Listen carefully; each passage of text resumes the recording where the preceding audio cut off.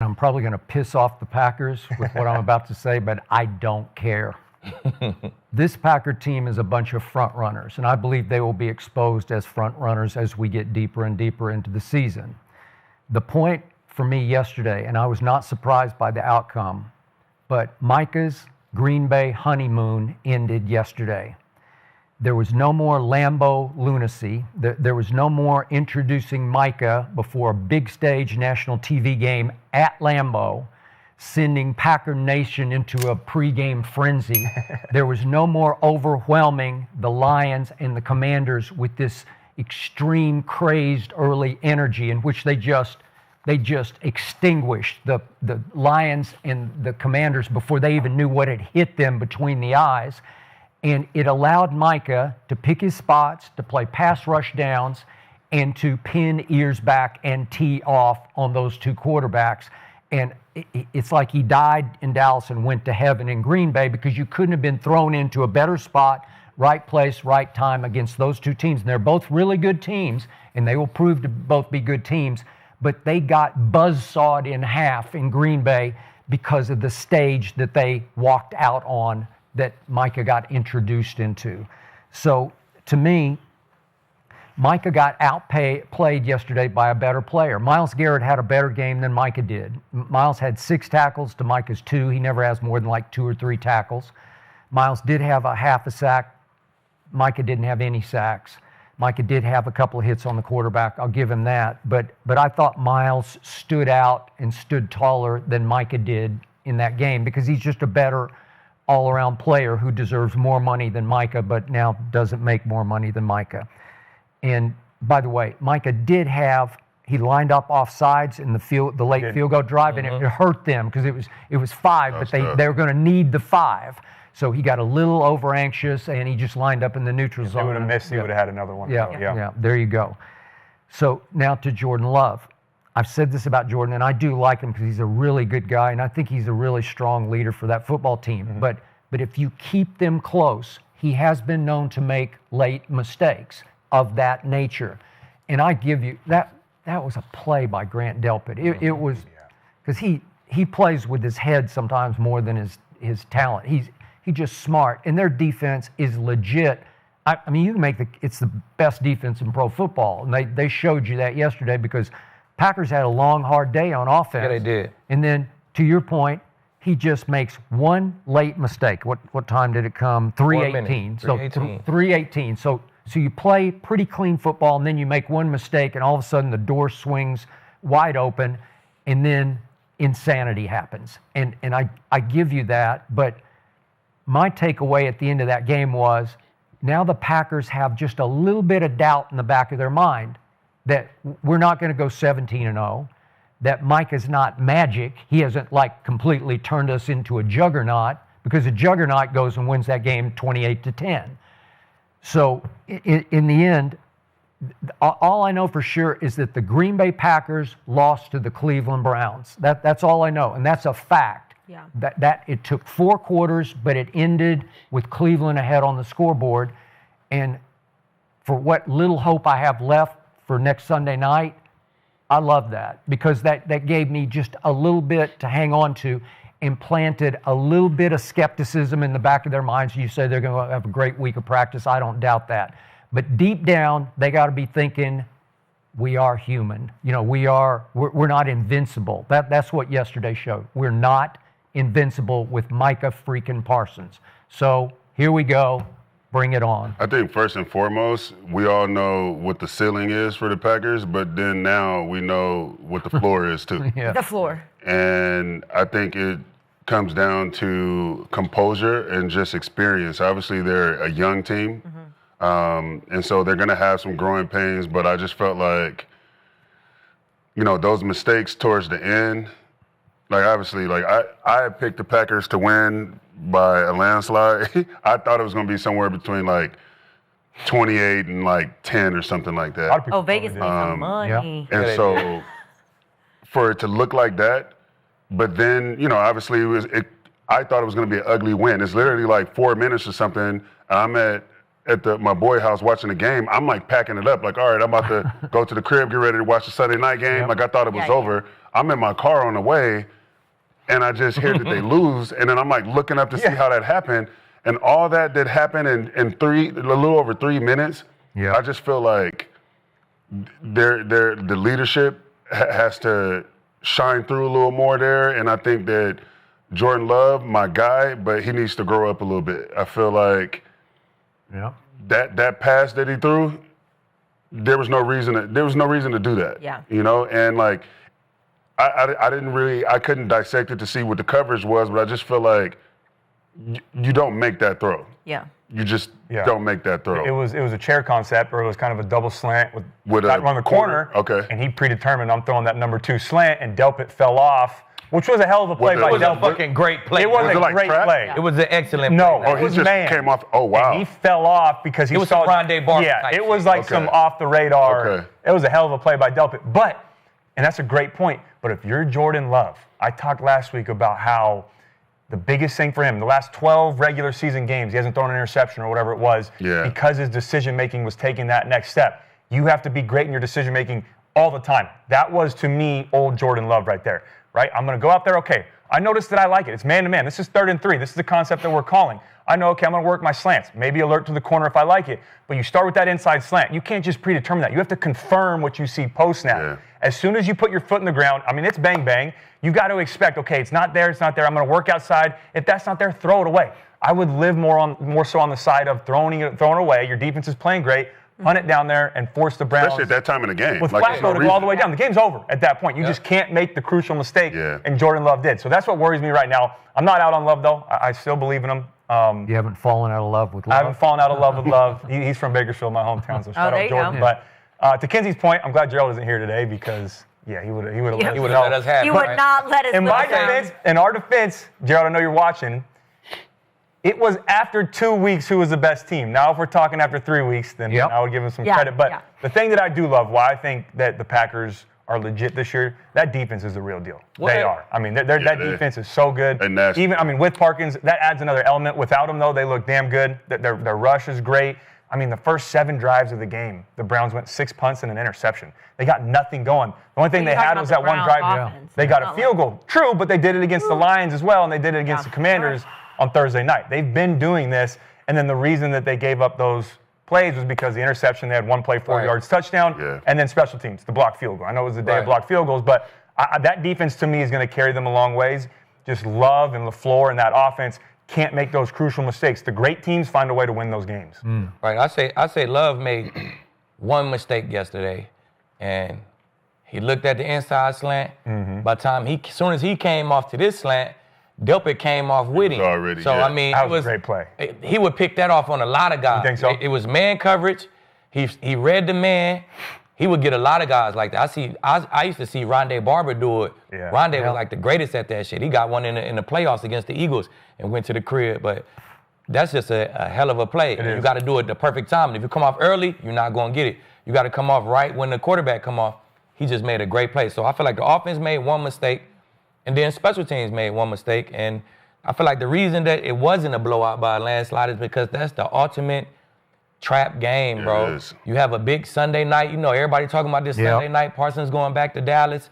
That's a big deal. Even though the Cowboys not too good, it's still a primetime game, and it's a big situation. It's the Cowboys, you know what I'm saying? So it's easy to look over them guys, man. And after you look over them guys, you tend to have a great, amazing week of practice. Your coach could tell you we overlooked them, and I've been in games like that, you know what I'm saying? So I know how that following week go, you know what I'm saying? So they're going to have an amazing week of practice this week. And and it keeps you honest. Again, like you guys were saying, like through 2 weeks, they looked like they were going to be, best team in the league. Yeah. This is what was great about the NFL, man. Like you got a ball. You got to play. Like you can't go out there. Like we're grown. Everybody, we're all doing the same stuff to prepare, to get ready, to compete. And like, if you go out there thinking it's sweet, especially on the road, and their defense is flying around too, so you can't take nobody for granted. And I just felt like they did. I think they took them for granted. They took it for granted. Cleveland put them all Browns on, and that juice was turned up. Both defenses really played great, though. Yeah, they did. The Packers defense, they didn't show anything that makes me concerned or anything. Right. They played an Against excellent Joe game. Flacco, it didn't concern you? I mean, they played an excellent game. They pretty much gave them, that's what they're supposed to do to Flacco, right? Yeah. Give them nothing. They gave them nothing. They started on the 4-yard line one time, scored a touchdown. But Judge blocked the kick. Joe got 11, 12 yards and set him up for a field goal. You know what I'm saying? So he did. The run defense could be a little better. Penalties, too, were hurting them in that game. Yeah. But to Keith's point, I mean, but they had penalties one hurt drive enough to give them no points. Yeah. You know what I'm They had one drive that looked like anything, and that was for 3 points. I mean, other than that, it was 3 and out, 3 and out, 3 and out, interception, 3 and out. And even that drive, it was after a block kick, but they got 24 yards. And no, I'm talking about the one earlier, and they went 12 plays for like 60 and got a field goal. But still, they buckled down and didn't give up anything big. Yeah, I do want to talk about, obviously, Sunday Night Football. Yeah. We've been talking about this game since the Micah trade. Obviously, they're going to go, the Packers are going to face the Cowboys. So I want to know, Akib, CeeDee Lamb is hurt. Mm-hmm. Obviously, you just called their defense the worst defense in the NFL right now, Cowboys. Mm-hmm. So what do you see? What do you expect Sunday between the Packers and the Cowboys? I expect the Cowboys to have a great week of practice as well, because I think they kind of did the same thing as the Packers. They kind of had that Packers game on their mind, thinking, okay. They overlooked the Bears. Yeah, the Bears not playing good football. Everybody overlooked. I hope you're right. We coming off a huge win, you know, at home. You're going to play a bad Bears football team. They kind of overlooked them guys as well. So following it, overlook, I mean, you always have a great locked-in week of practice, but I think the Packers come in, it's a little too much for them. I think the offense, I feel like the offense of the Cowboys, they're prepared without CD. They have a nice plan to work without CD. It'll be solid, and I don't think it's going to be a big of a blowout as everybody think it's going to be, just because how dialed in both teams will be throughout that week of practice. But I think the Packers come get it done, and I think Parsons leave a couple fingerprints on that game because it's just something about when you play that X team, man. It's like a contract year. It's a lot of extra juice. I just remember me being a Buccaneer, a Patriot, and the Bucks coming to town. Served them, strapped Vincent Jackson, RP to my guy, strapped him, had an interception. I remember being a Bronco, going to Tampa. Jameis, the quarterback, you know how he like to give them out, you know what I'm saying? Jameis threw me 2 picks, you know what I'm saying? That game, I left with 2 interceptions that game. Then I remember being a Bronco playing the Patriots. Yeah.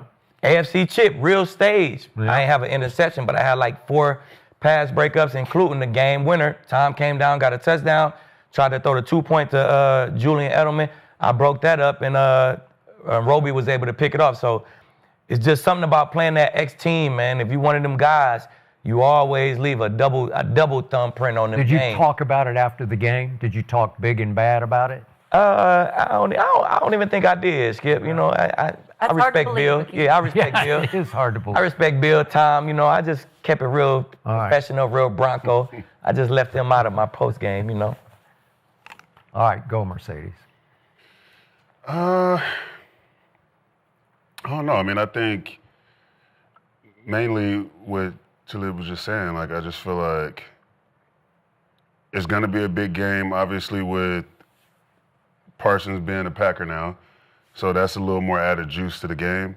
I feel like the Packers are going to go in there and handle business. I don't know if it's going to be a blowout because it'll be in Dallas, but historically the Packers have played well in Dallas. So let's see what happens there. Like I went there with the Packers, and I think it was it 19? One of those years, and we went out there and handed it to them. And it's something about. Have you played in that new stadium? I have.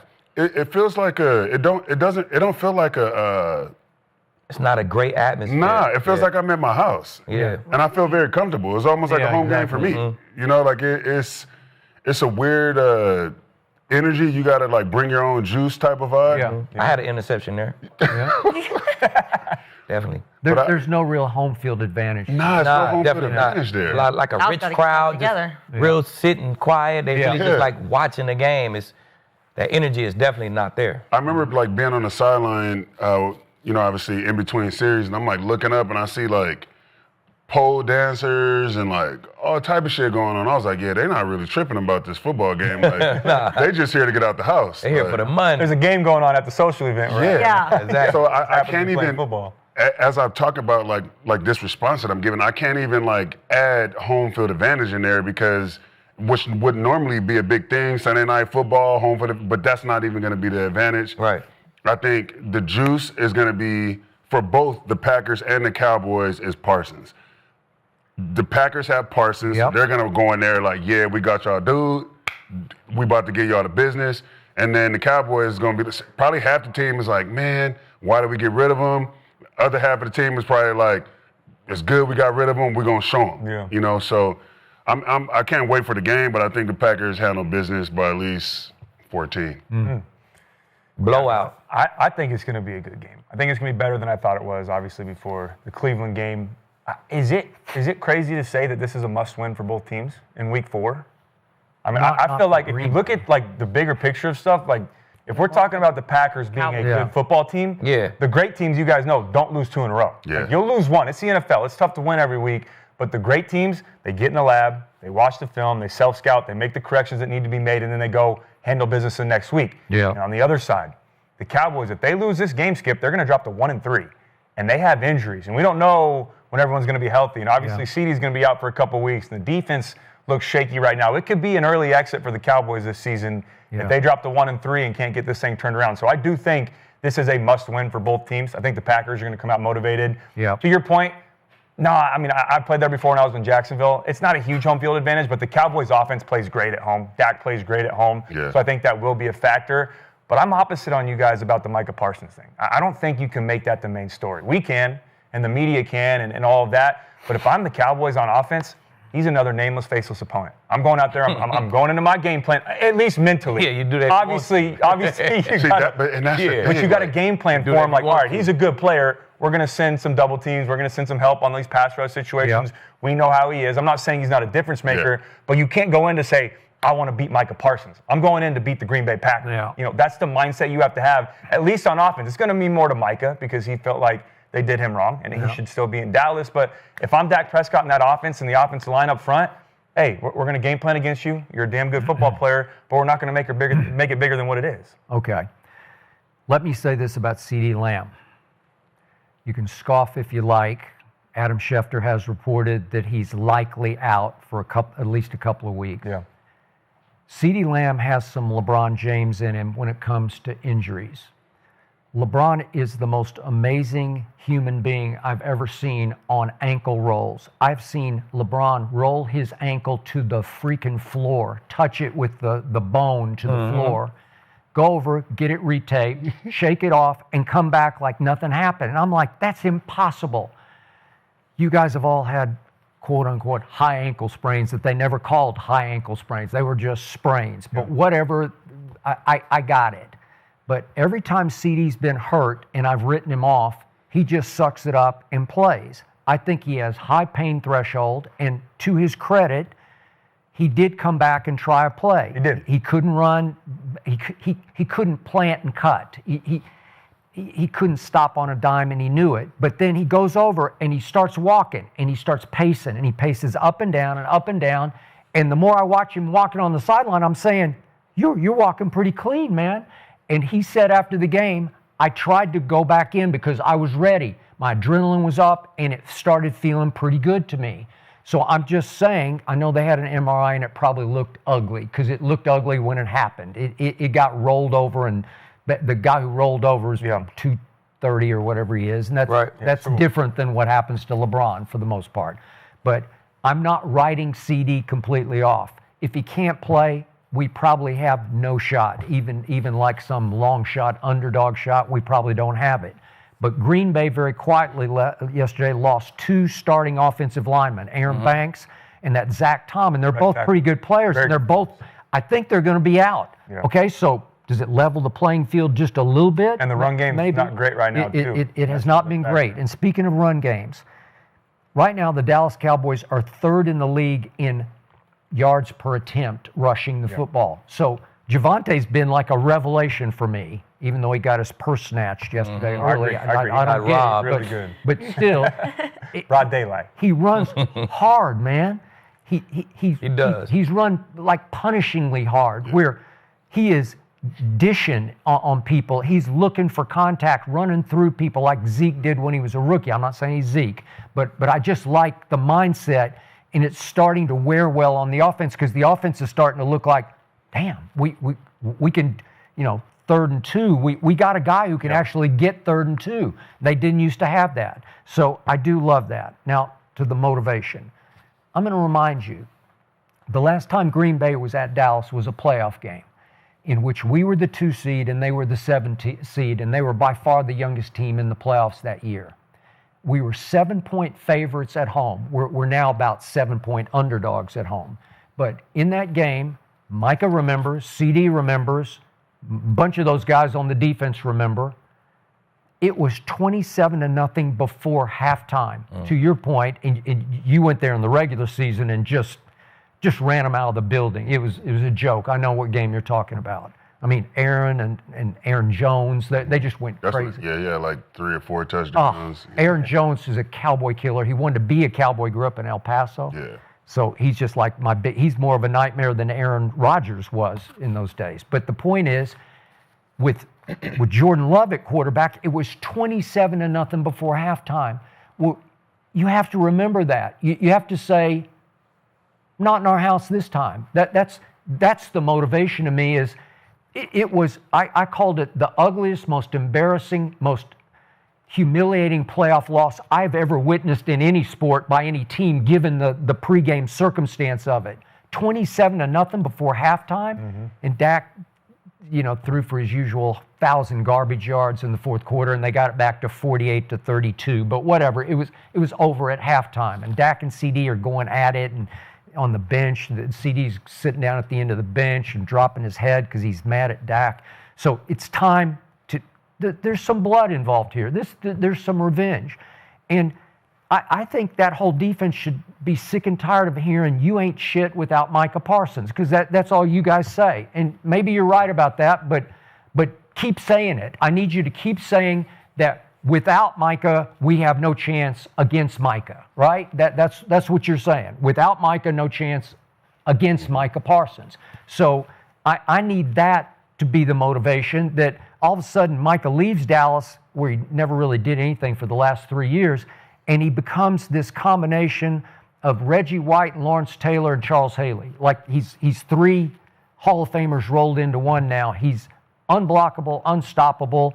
Well, let's see. Let's see, because that's motivation. And so for all those reasons that you said, maybe you can just hang in with it, just on sheer emotion, one game, one day, even if it's America's house more than your house that you're playing in. That's what it is. So you like the Cowboys to win that game, right, Skip? I need to know more about CD. I'm not giving up on CD. But let me tell you about CD. All right. When LeBron turned that ankle, he turned it this way, right? Yeah, I understand. That's that basketball roll. I understand. Once you turn that thing this way, Skip, that's called a high ankle sprain. And your ass is down 4 to 6, if not more than that. And when the inside touches the ground, touches the ground with that weight on it, for 8 to 10. It could get ugly, Skip. Did you see him prancing up and down the sideline? Yeah, I had one surgery in my whole NFL career. All right. And it was a roll this way. Yeah. And I was prancing up and down the sideline like I was straight. And who did it? Who was it? Do you remember? I don't remember the receiver name, but I remember I slapped his ass a little bit. He caught like a 3rd down, and he just started rolling. And I went to tag him down. He kind of just rolled on mine, just real light. What team just was real it? goofy. I feel like I remember it was against the Cardinals. The Cardinals. Yeah, it was against the Cardinals. Tyrell, his name is coming to me. Yeah. I got his face in my head. I don't never forget him, Skip. But he rolled into mine, and I was prancing up and down the sideline like I was going to be straight.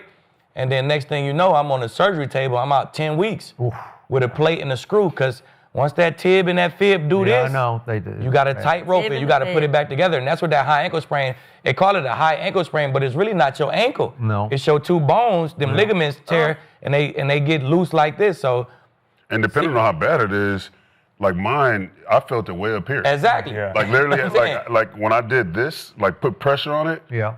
it felt like something like it happened up here. Who did it to you? So I was, it was my first preseason game, rookie season in Miami. I'm blocking a guy on my way to pancake a guy.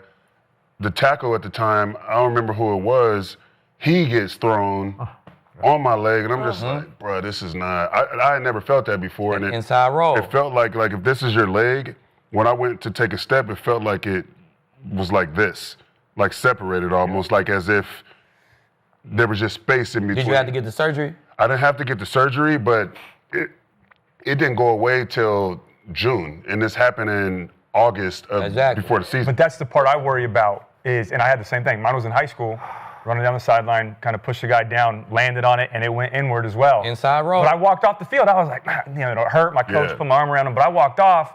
But those next couple of days, I realized, okay, something's wrong. And luckily, I didn't have to get surgery either. But I came back, I think, I was rehab morning, afternoon. It was wild right before playoffs. I came back like 4 weeks.